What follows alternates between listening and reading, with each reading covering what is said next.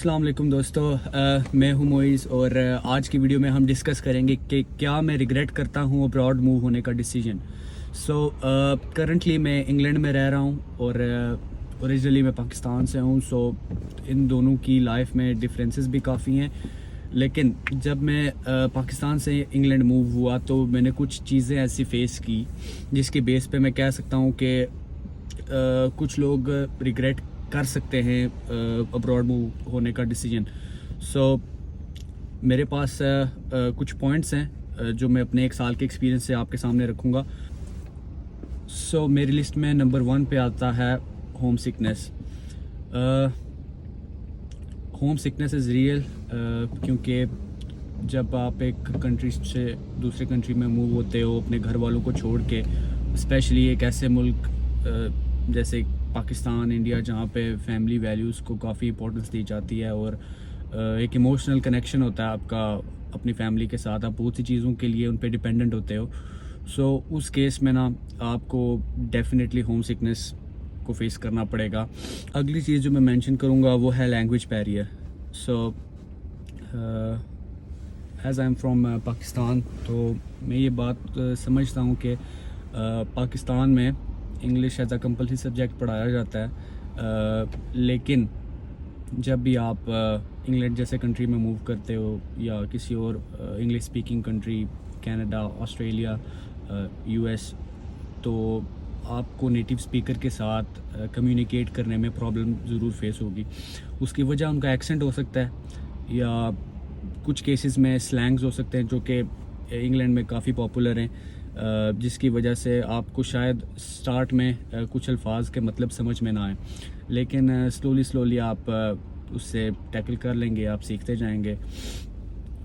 मैं अपना एक वाक़या मुझे याद आ रहा है कि मैं जब 1 साल पहले कमोबेश जब इंग्लैंड आया तो इंग्लैंड में एजेंसीज़ होती हैं आपके लिए जॉब हंट करने के लिए, मतलब कि वो आपके लिए जॉब ढूंढती हैं और आपको उनको कॉल करनी पड़ती है और जैसे ही कोई वैकेंसी आती है तो वो आपको बुला लेती है।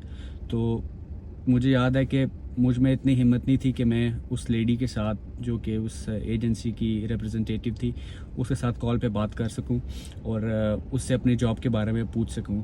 मुझे याद है कि मैंने अपने एक दोस्त को उस वक्त कहा था, जो ऑलरेडी मुझसे तकरीबन कुछ माह पहले इधर इंग्लैंड में आया था, मेरी यूनिवर्सिटी में ही पढ़ता था, तो उसने फिर मेरे बिहाफ पे बात की थी। बात करने का मकसद ये है कि even you have got 7 bands in IELTS, you are still going to have a bit of problem interacting with native speaker. लेकिन इवेंचुअली आप सीखेंगे और इसको ओवरकम कर लेंगे। नेक्स्ट पॉइंट है वेदर। इंग्लैंड का वेदर अनप्रिडिक्टेबल है, आप इसको प्रिडिक्ट नहीं कर सकते।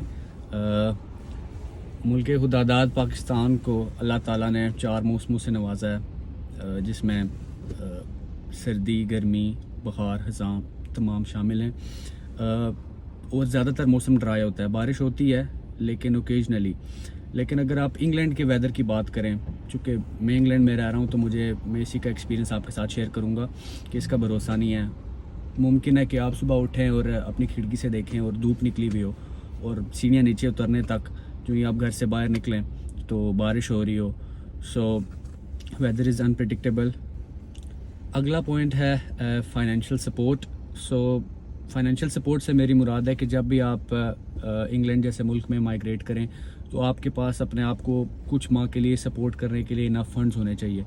कुछ लोग गलती ये करते हैं कि वो अपने वीज़े पे तो काफ़ी अखराजात कर देते हैं, लेकिन उस पर लाखों का खर्चा आ जाता है, लेकिन अपनी अकोमोडेशन और अपने जो शुरू के 2-3 माह होते हैं उनके लिए इनफ सेविंग्स नहीं लेके आते, जिसकी वजह से उनको बहुत सफ़र करना पड़ता है। और मेरे साथ मैंने अपनी आंखों से कुछ ऐसे केसेस देखे हैं कि फिर उनके कॉन्सिक्वेंसेस ये होते हैं कि उन लड़कों के पास रेंट पे करने के भी पैसे नहीं होते, फिर वो स्ट्रगल करते हैं। वो एक अलग स्ट्रेस और एंजाइटी का माहौल होता है। उसको अवॉइड करने के लिए मैं रेकमेंड यही करता हूँ कि अगर आप पाकिस्तान से इंग्लैंड मूव हो रहे हैं तो अपने साथ एक रफ एस्टिमेट अगर आपको मैं दूँ तो 2000 पाउंड्स लास्ट में लेके आएँ, क्योंकि आपके पास कम से कम अपने आप को सपोर्ट करने के लिए 2 से 3 माह का ना आपके पास सेविंग्स होनी चाहिए, क्योंकि बाज़ केसेस में ऐसा होता है कि आपको जॉब मिलने में भी टाइम लग जाता है। ये एक फ़ौरन से इमीडिएट प्रोसीजर भी नहीं होता, कुछ केसेस में 2 3 4 माह तक भी लग सकते हैं। सो अपने आप को सेफ़ साइड पे रखने के लिए मैं यही रेकमेंड करूँगा कि आप अपने साथ इनफ जो है ना फाइनेंशियल एड लेके आएँ पाकिस्तान से, ताकि यहाँ पे आपको कोई भी ट्रबल फेस करनी ना पड़े। सो इन दी एंड जितने भी मैंने पॉइंट्स आपके सामने मेंशन किए हैं, ये मेरे ख्याल से एक टेम्परेरी फेज़ होता है और इनको ओवरकम किया जा सकता है। तो जहाँ तक क्वेश्चन था वीडियो के टाइटल का कि do I regret moving abroad, तो इसका आंसर मैं आपको देना चाहूँगा कि no, I don't regret coming to abroad, क्योंकि उसके काफ़ी सारे रीज़न्स हैं।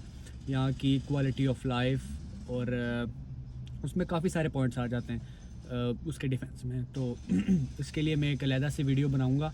तो तब तक के लिए आप अपना ख्याल रखें और इंशाल्लाह मिलते हैं नेक्स्ट वीडियो में। ओके, अल्लाह हाफिज़।